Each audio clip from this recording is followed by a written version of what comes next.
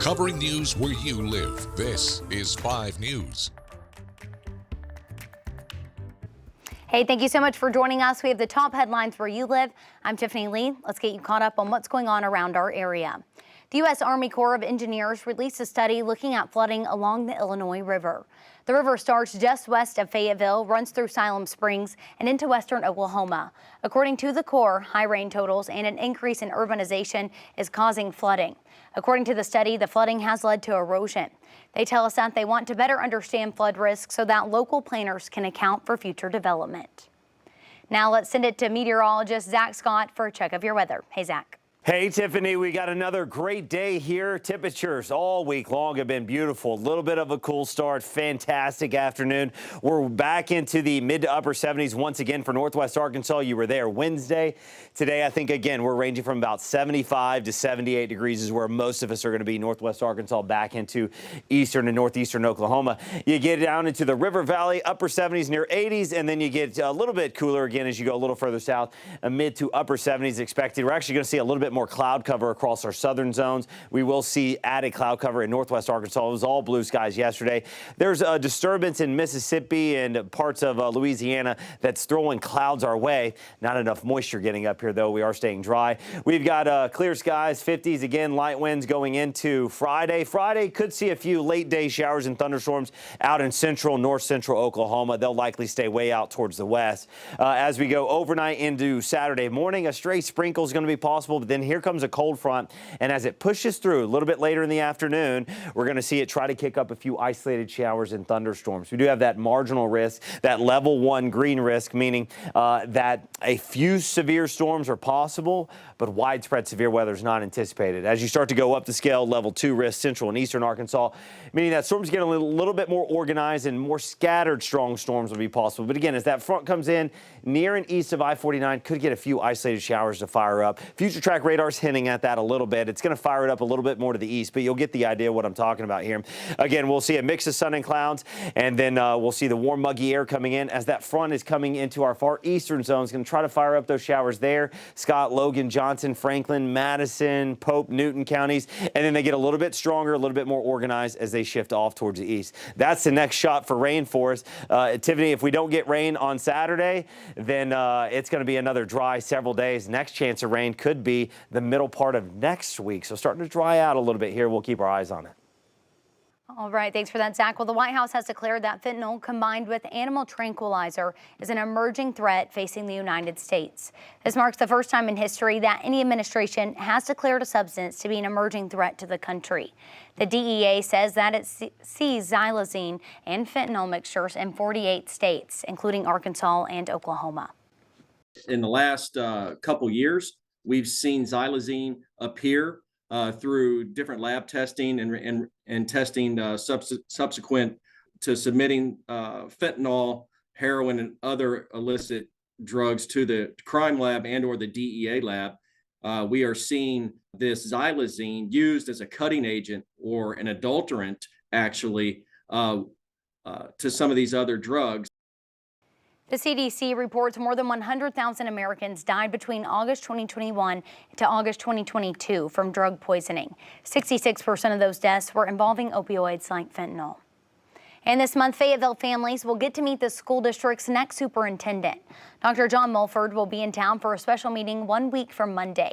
It's happening next Monday from 4 to 6 at the Fayetteville Public Library. Mulford is set to take over this summer for Dr. John Colbert, who's retiring after 47 years with the district. The city of Fayetteville will host a blood drive today to honor the memory of Officer Stephen Carr. He died in the line of duty back in 2019 when he was shot waiting to go on his nightly patrol on Dixon Street. The blood drive is in partnership with the Community Blood Center of the Ozarks. It happens every year on 4/13 in honor of Officer Carr's badge number.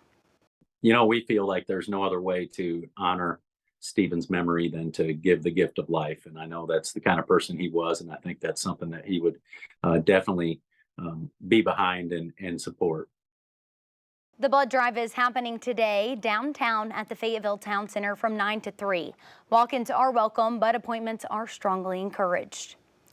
In your consumer news, a new report from Airbnb says that they have collected more than $13 million in tourism taxes in Arkansas.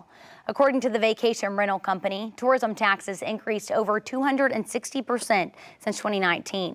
Across the U.S., Airbnb says that they've collected and remitted more than $1.9 billion in tourism taxes in 2022. This morning, a group opposed to the new LEARNS Act says that they're working to repeal it. The group is called Citizens for Arkansas Public Education and Students, or CAPES. Members plan on collecting signatures from Arkansans who are also against the LEARNS Act. They hope to get enough signatures to get the measure on the ballot and potentially repeal the law. The group has until July 30th to collect a total of 55,000 signatures from 50 Arkansas counties. The executive director of the group says that the LEARNS Act was rushed through. And they're playing games with our taxpayer money. They're playing games with our public education system, and they're not listening to the people. There were people that lined up for days to speak against this, and they could have gone on for weeks. We reached out to the Arkansas Department of Education, and they sent us a statement which reads in part, repealing the largest investment in public education in Arkansas will result in restoring a salary schedule where teachers are underpaid, students are not ready for kindergarten, and high school students graduate unprepared for college and careers. If CAPES collects enough certified signatures, the measure will be on the November 2024 ballot. Arkansas law enforcement is reacting to the governor's prison sentencing reform plan. It's aimed at keeping violent offenders behind bars longer and expanding prison space. 5 News reporter Micah Wilson spoke with several sheriffs to see if they believe that it will help reduce crime in the natural state. Hey, good morning to you. I first want to say that I did reach out to the Arkansas Justice Reform Coalition and sheriffs from Benton, Washington, Crawford, and Sebastian counties. Now, 2 of them, they did get back with me, and they say that this is a long-term plan that needs to happen in order to ease overcrowding in county jails. The parole system is broken. Hoping to fix it is Arkansas Governor Sarah Sanders' Signature Protect Arkansas Act, though not everyone is behind it. I voted against this bill. We know that longer sentences, higher rates of incarceration, these are not the things that actually prevent crime. Despite voting against it, Fayetteville State Rep Nicole Clowney says the bill has some positives, like specialty courts to address drug use and mental health issues. The act states that people found guilty of some of the most violent crimes would no longer have the option for parole. So we can teach them some job skills while they're in prison. Washington County Sheriff Jay Cantrell believes it should cut down on repeat offenders, but another issue is overcrowding. Their design and their function is to hold people until they go to court. With state prisons full, county jails are picking up the slack. We're holding people that have been convicted. Currently, Washington County is housing 160 inmates waiting to go to prison. Any given day, we'll have 150 or 60 sleeping on the floor. In a statement sent to 5 News, Sebastian County Sheriff Hobie Runyon wrote, "Our population has grown, but we haven't added prisons for years. In addition, our violent crime rate rose dramatically." This is a big issue. The governor's plan would add 3,000 more prison beds at a $470 million cost. So to those who say there's other alternatives besides expanding jails and prison, Until we find alternatives to the laws, I think we have to go with what we have. Now, Governor Sarah Sanders also shared that the act will offer millions of dollars in incentives to bring in more correctional staff to Arkansas. And although it's not clear exactly when new prison construction will start, the state secretary of corrections says that he hopes to open 500 new beds at current facilities soon. Michael Wilson, 5 News.